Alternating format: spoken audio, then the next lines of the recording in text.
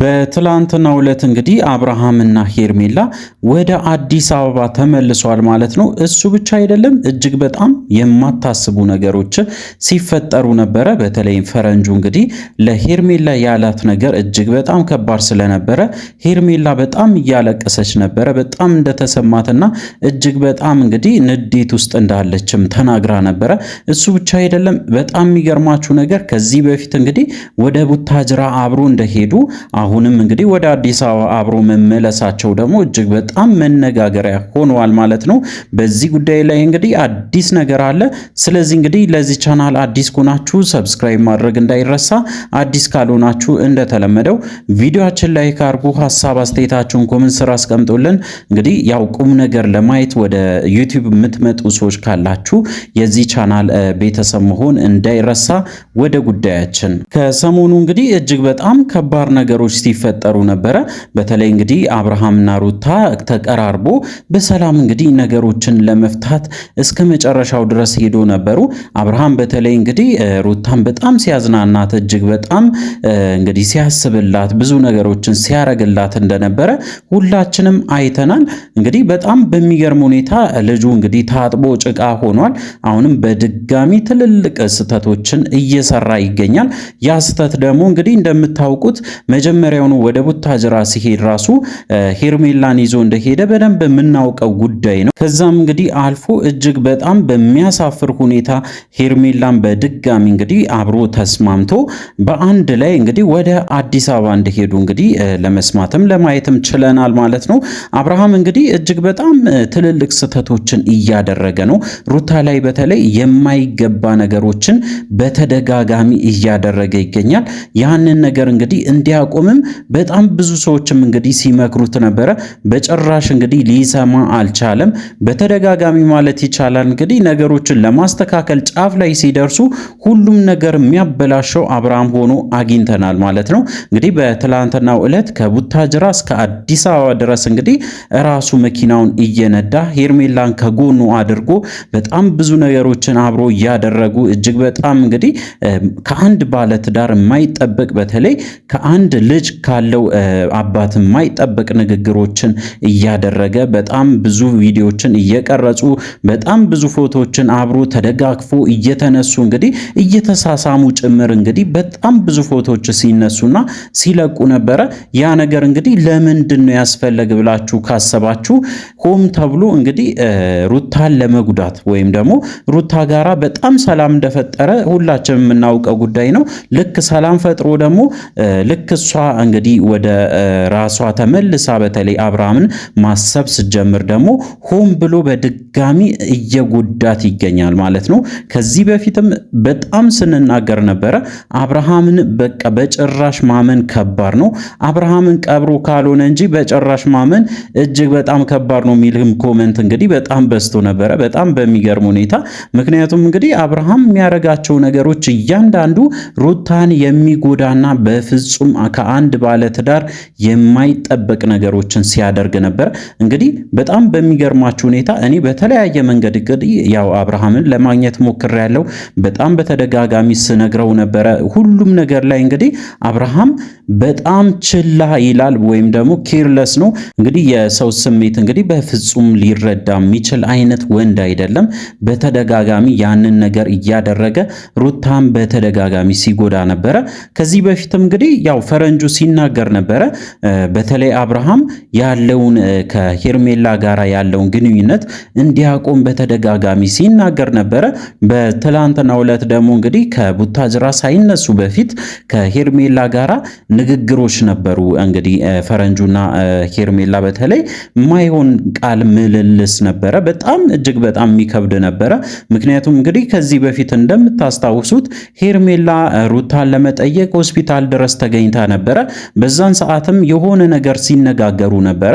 ያ ቂም እንግዲህ ሄርሜላ እስካሁን አልለቀቃትም። በዛም አንጻር እንግዲህ ለመበቀል በተለይ ሩታን እጅግ በጣም ለማሳዘን በቻለችው መጠን እንግዲህ እየተንቀሳቀሰች ትገኛለች። እሱ ብቻ አይደለም፣ ከፈረንጁ ጋር ሲነጋገሩ እጅግ በጣም እንግዲህ በጣም እሷን የሚጎዳት አይነት ንግግሮችን ስለተናገረ እጅግ በጣም ስታለቅስ ነበረ። እንግዲህ አብርሃምም እሷን ሲያጽናናት ሲለምናት ነበረ። በስተመጨረሻ እንግዲህ ይዟት ወደ አዲስ አበባ በሯል ማለት ነው። እንግዲህ በጣም በሚገርማችሁ ሁኔታ ሁሌ በተደጋጋሚ ማለት ይቻላል አብርሃም ሲነገረው አይሰማም። እጅግ በጣም በሚገርም ሁኔታ ደግሞ ለሄርሜላ እንግዲህ ጥብቅና ይቆማል። ምን አይነት ሰው እንደሆነ እንግዲህ በጣም ተመልከቱ። እንግዲህ እጅግ በጣም ብዙ ነገሮችን ሲያበላሽ የነበረ ሰው ነው። አሁንም በድጋሚ እንግዲህ ያንን ነገር እያደረገ ይገኛል ማለት ነው። እሱ ብቻ አይደለም። እጅግ በጣም የሚገርማችሁ ሌላ ዜና ደግሞ በተለይ እንግዲህ አብርሃም እና ሩታን ለማስታረቅ ሽማግሌዎች በተደጋጋሚ ሲጠየቁ ነበረ። ሽማግሌዎችም ለአብርሃም በፍጹም መቆም አንችልም፣ ምክንያቱም ደግሞ እጅግ በጣም ስርዓት የጎደለው ልጅ ነው። በተደጋጋሚ ማለት ይቻላል የምናደርገው ነገር እየተሳካ አይደለም። ያ ደግሞ በአብርሃም ምክንያት ነው። አብርሃም መታረቅ ስለማይፈልግ ነው ብሎ እንግዲህ ቃል በቃል ሲናገሩ ነበረ። እንግዲህ ሽማግሌዎቹ በዚህ ሁኔታ እውነት ነው ትክክል ነው ብለን እንወስዳለን። ምክንያቱም አብርሃም ጸባዩ የሚታወቅ ነገር ነው። ዛሬ ጥሩ ነገር ይሰራል፣ ነገ ደግሞ ያፈርሳል።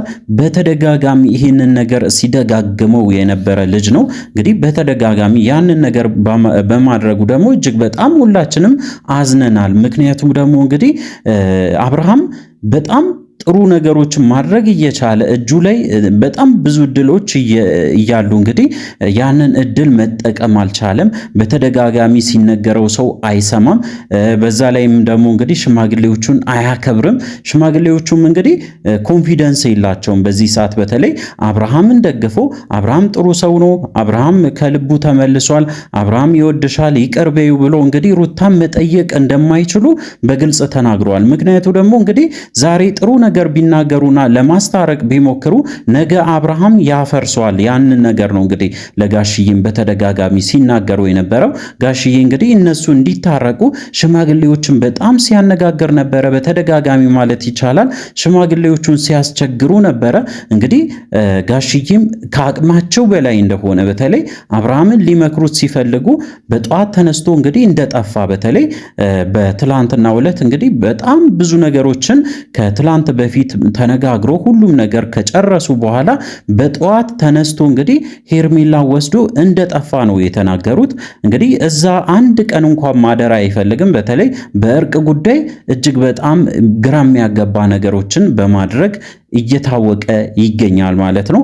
አብርሃም በዚህ ከቀጠለ እንግዲህ የልጅ አባት የሆነው ይሄ ልጅ እንግዲህ ሩታ ትከለክለዋለች ብዬ ነው መፈራ። ምክንያቱም ከዚህ በፊት ስትናገር ነበረ የልጅ አባት መሆን ያለበት ሰው እጅግ በጣም ጥንቁቅ የሆነ ሰውና በተለይ እኔንም የማይጎዳ ልጄንም የማይጎዳ አይነት በተለይ ትክክለኛ ሰበና ያለው ሰው እንጂ በጭራሽ እንደፈለገ የሚዘል ሰው በጭራሽ ከኔ ጋራ ሊገናኝም ከልጄ ጋም ሊገናኝም አይችልም ብላ ስትናገር ነበረ። እንግዲህ ሩታ ቃል በቃል የተናገረችውን ነገር ከማድረግ ወደ ኋላ እንደማትል እርግጠኛ ነኝ። እንግዲህ ሩታ አሁን የምትወስነው ትልቅ ውሳኔዎች ይኖራሉ ብዬ ነው የማስበው። የመጀመሪያ ውሳኔዋ እንግዲህ ያው እንደምታውቁት ሁላችንም የምናውቀው ጉዳይ አለ፣ የፍቺ ጉዳይ ነው። ያ የፍቺ ጉዳይ ደግሞ በሂደት ላይ ነበረ። ወደ ፍርድ ቤት እንግዲህ ክሱም ገብቶ ሁሉም ነገር እየተስተካከለ ነበረ። በመሃል እንግዲህ አብርሃም ጥሩ ጸባይ ሲያሳይ ደግሞ ልታስቆምም ፈልጋ ነበረ። በጣም ብዙ ሰውም እንግዲህ ሲጨቀጭቃት ስለነበረ ቤተሰብም ጭምር እንግዲህ በጣም ብዙ ነገር ሲሏትም ስለነበረ ያንን የክሱን ሁኔታ ለጊዜውም ቢሆን ለመተው አስባ ነበረ። አሁን ላይ ግን በፍጹም መተው እንደሌለባት እንግዲህ እየተረዳች ትገኛለች ማለት ነው። ስለዚህ እንግዲህ ያንን የፍቺ ጉዳይ ታስቀጥላለች ማለት ነው። ያንን ካስቀጠለች ደግሞ እንግዲህ እንደምታውቁት ፍቺው በፍርድ ቤት አንጻር እንግዲህ ታይቶ ሁለቱም በተገኙበት የፍቺው ወረቀቱ እንግዲህ ያው አክሰፕት ይደረጋል ወይም ደግሞ የትዳራቸው ይሄ 80 የሚባለው ይቀደዳል ማለት ነው። ከዛ በኋላ እንግዲህ ንብረታቸው ክፍፍል ውስጥ ይገባሉ።